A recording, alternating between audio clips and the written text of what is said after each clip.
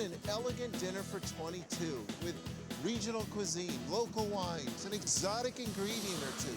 Just another day at the office for a chef, unless the table and the guests are swinging 40 meters in the air. Now that's a culinary adventure I'm up for, and the view's not bad either over Cape Town, South Africa.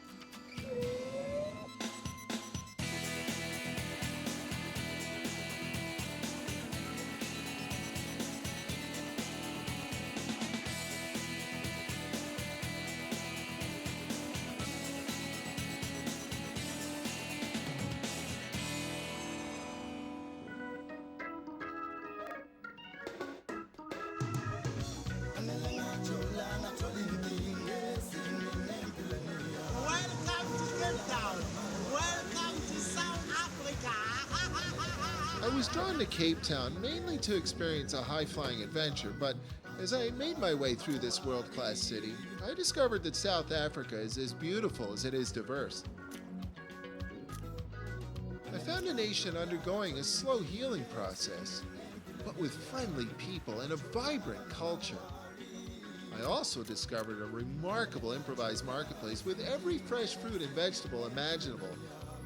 And it turns out that all these flavors will come in handy tonight as I cook above and beyond anything I've ever experienced.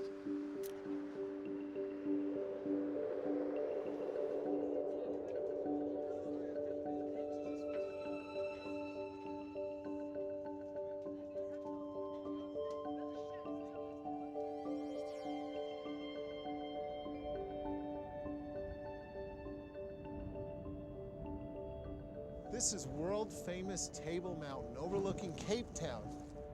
Somewhere down there is another table in the sky, where tonight, 22 high-flying, high-paying guests and I will strap on our 5-point harnesses and go for the cuisine ride of a lifetime at a flying table.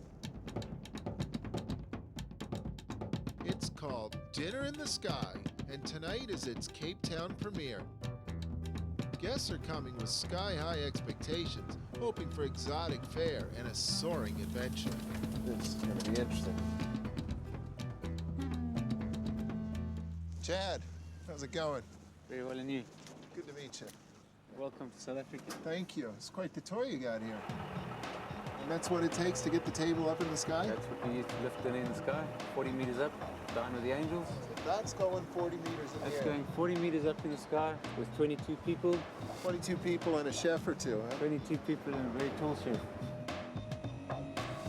How big a day is this for you? It's a big day. I mean, the anticipation of it has been, we've been preparing for this quite a while. But what about the kitchen? Like, I don't see a kitchen attached to it. Where's the kitchen? So where is it? Yeah, it's here in the green box. This is a container. Complete with chef. This is Dinner in the Sky Chef Vincent. Hey. They found me. Vincent Michael. Nice to meet you. Good to meet you. Well, I didn't expect to find a kitchen in here. yeah, this is my little hideaway. We make it happen in here.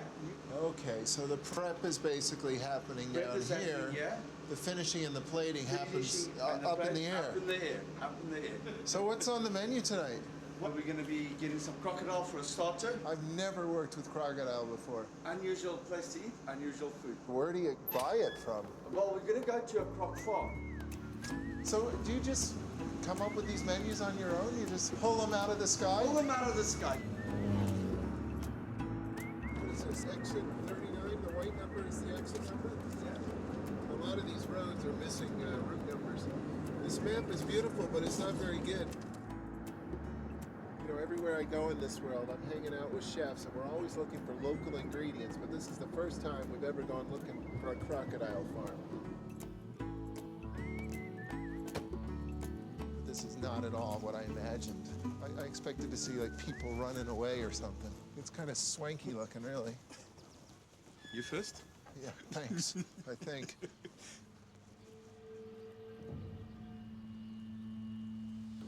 We need to just find a nice, decent little size one.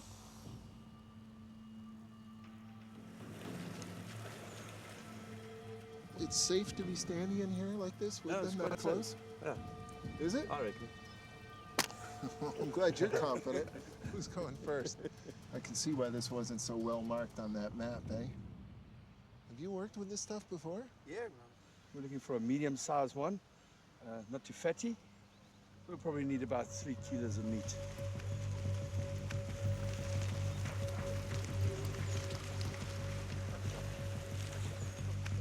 Jeez, don't get fucking between them. I don't like that, man.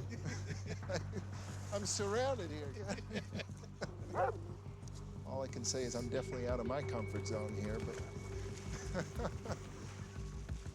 that was amazing.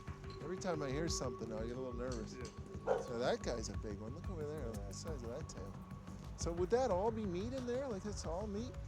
You just get the central bone down, Yeah. and then you've got the meat all around it.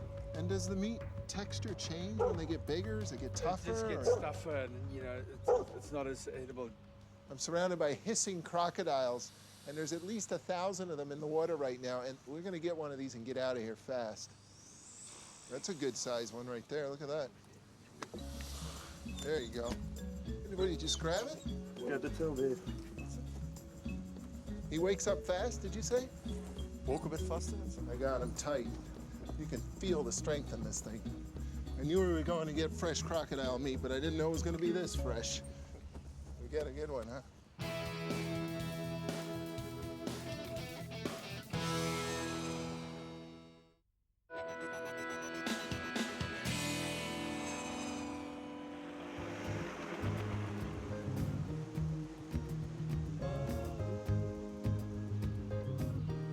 This is a container. I'm in South Africa for a brand new dining experience. I didn't expect to find a kitchen in here. The premiere of Cape Town's Dinner in the Sky. In just a few hours, Chef Vince and I are expected to present a gourmet meal for 22 high-flying guests from a dinner menu that's not even written yet. We need to find a nice, decent little size one. And Vince isn't kidding when he says he loves fresh local ingredients.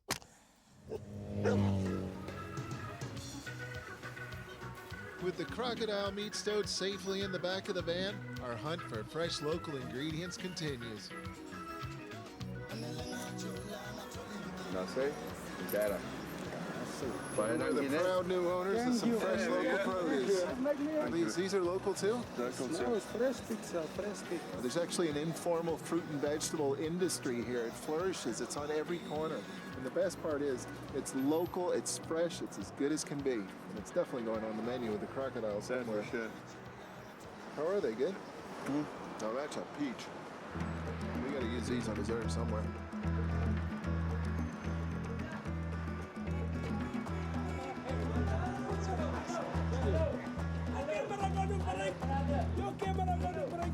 That's a lot of stalls, eh? So have you ever actually been in here before? It's my first time. It looks like it's fruit season. Smell those oranges. I'm so used to a giant pineapple. Giant pineapples, yeah. Never seen that before. You know what's cool about it though is the shape. I wonder if there's some way to keep that shape and show it off somehow. What if you sort of peeled it up into a round ball and then roasted that somehow and served it that way? I don't know. This is one of my favorite parts about being a culinary tourist, finding markets just like this one. Just walking up and down the aisles, getting a feel for what's local, what's seasonal, what's regional, and then buying a few things, and then taking them back to the kitchen and figuring out what to do with them. Oh, no, look at these here. Those are perfect and right. Fresh apricot. You can make a beautiful puree out of that. But this is one of my favorites right here. The lychees. I said, Yeah, no. I think we'll grab a bit of that. Let's get one of these. We've got some lovely mangoes here as well. The fruit is so much riper here than I'm used to. There's a bit of a score. Fresh lychees. It's not something I see every day. Lots of flavor in here. I'll figure out something to do with them. So where would all these be grown? About an hour's drive out of here. So less than an hour away, all this is of this, growing. Look at this here, little baby bananas. So all of this will end up on a corner in a neighborhood somewhere. Smaller shop. Look at the size of that watermelon. You know what you should do? Just for kicks, buy that baby, take it back and carve it. Do like a vodka watermelon punch or something. I think that is a brilliant idea. Yes, sir. How much? 35. 35 it is. Now that's a score. So let's see, we got a watermelon, we got peaches, strawberries, squash, lychee, crocodile. Now what? We go back to the box and we see what we can conjure up.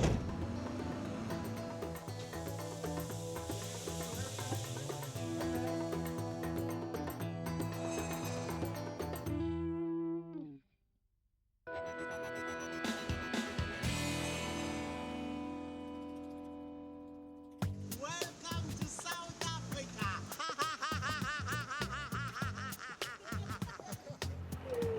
There are only 2 flying tables in the world. Tonight, one of them is debuting over Cape Town. It's a once-in-a-lifetime adventure for the guests, and it's up to Chef Vincent and I to serve a dinner that exceeds their sky-high expectations. Michael, are you ready? I'm ready, bring it on. I already like your cooking style. I haven't even tasted it yet. Right Cheers. on. Here's to a dinner in the sky and an empty prep list. There we go.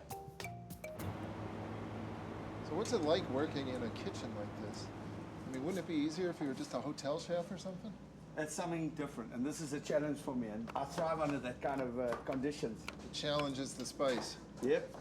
Vincent thrives on adventure. He's a shop first, cook later kind of guy. The type of cook who finishes the menu minutes before the guests arrive. $5. Now that's a score. I think you can start off on the watermelon. What should we do? I think we just carve it open. We make them a killer punch to get them started. Yeah? Scoop it all out, get rid of the seeds, puree the flesh, add the booze. So what do we have, rum? We've got rum here and a bottle of gin. We'll well. just use the rum. What else could we add to that?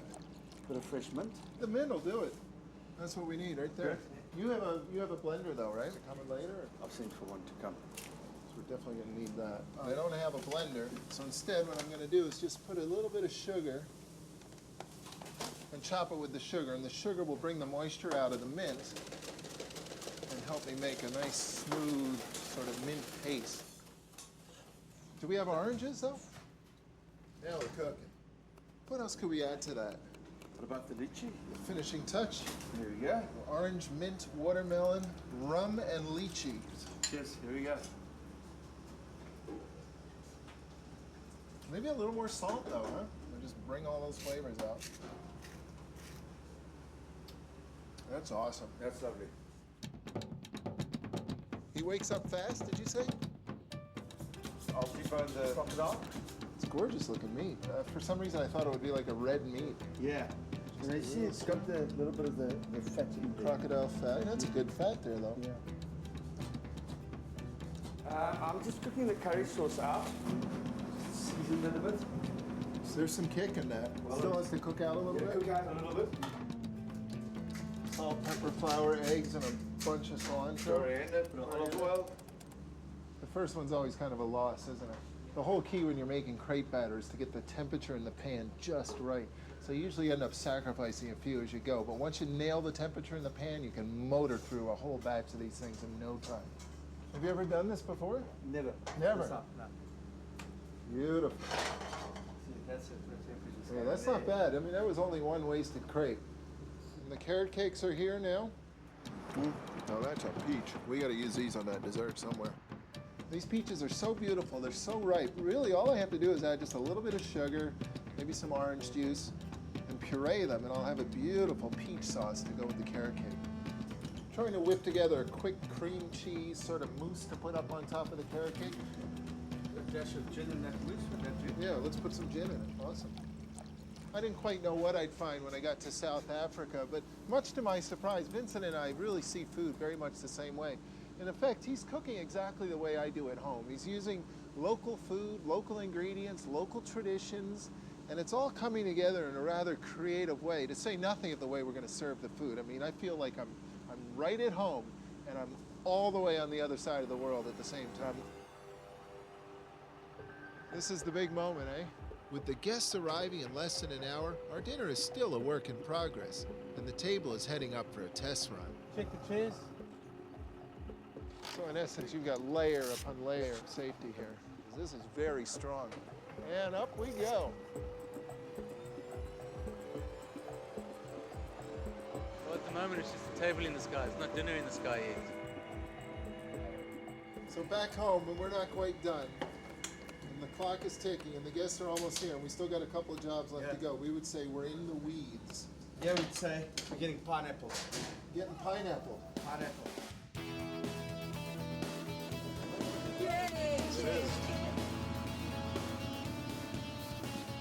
We're getting pineapple.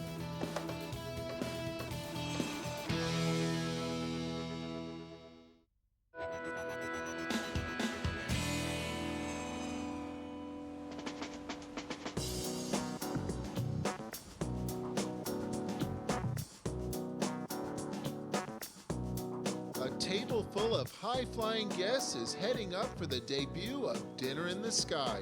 Adventure and cuisine 40 meters over the world-famous beaches of Cape Town.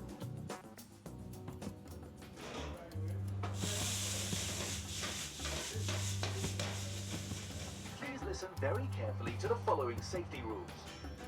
Do not attempt to unlock your safety belt, whether in the air or on the ground. Please use caution when making adjustments. Please ensure that your belongings are placed securely on the table, away from the edge. Our curried crocodile wrapped in coriander crepes are ready just in time for the first course. Now, just relax and get high with us. How about some crocodile? With adventure cooking, you always have to expect the unexpected. I've just been informed that he's a surprise vegetarian on board.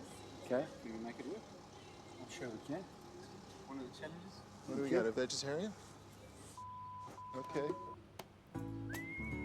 You just take the same salad, Yeah. wrap it in a crepe, Right. cut the crepe, sort of, do the same turn up, and we can garnish the plate with the green oil. Brilliant. So I'll get the plate ready. Good. Fantastic. We have a table full of crocodile eaters waiting for one vegetarian plate. Fantastic. You gotta love them, these vegetarians, eh?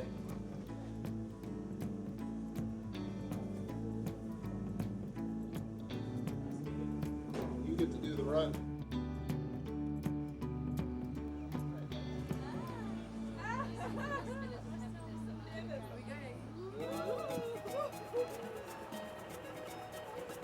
The crocodile heads up while Vince and I stay on the ground to get ready for the next course.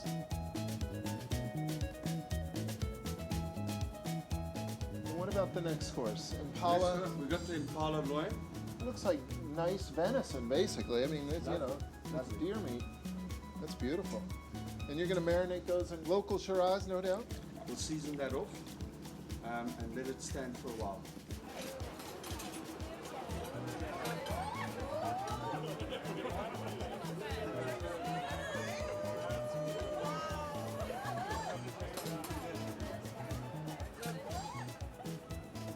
Now we're bringing out the big guns.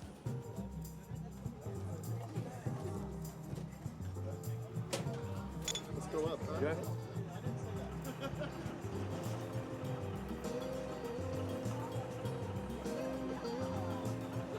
At the moment, I'm not thinking about the food at all. I'm thinking about this amazing view. This is really cool. Oh, you're afraid of heights, are you? But when I'm up But don't worry, it doesn't show. Two meats, medallions of South African impala, a local deer, and local beef tenderloin.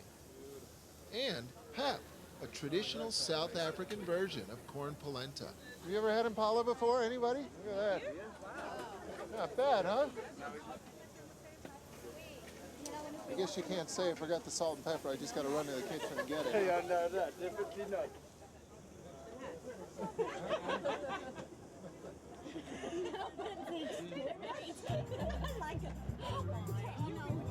Even the carrot cake rises to the occasion with fresh peach sauce, local berry compote, and blackberry gin mousse.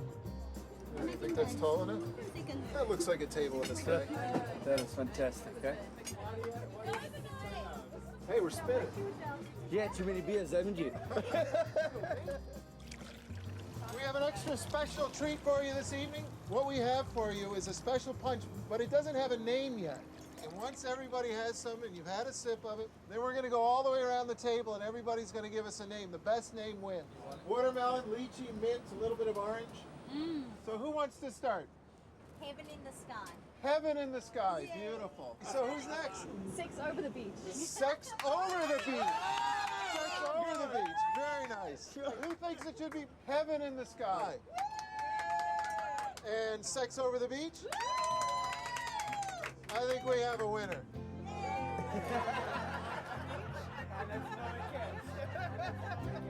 Folks, thanks very much for joining us tonight. And Michael, thanks very much Hey, for being out my here. pleasure. And it was totally an unforgettable evening. I think Cape Town rocks. Guys, So, take to the flavors of South Africa. Here we go. I came to Cape Town searching for adventure and found one, chasing crocodiles and cooking in a shipping container with a high-flying, like-minded chef. I often say that it's not what's on the table that matters, it's who's around the table. But as I've discovered here in South Africa, every now and then the table itself can be the star too. Of course, no table anywhere in the world is any good if it's not full of flavor and if it's not surrounded by friends and family.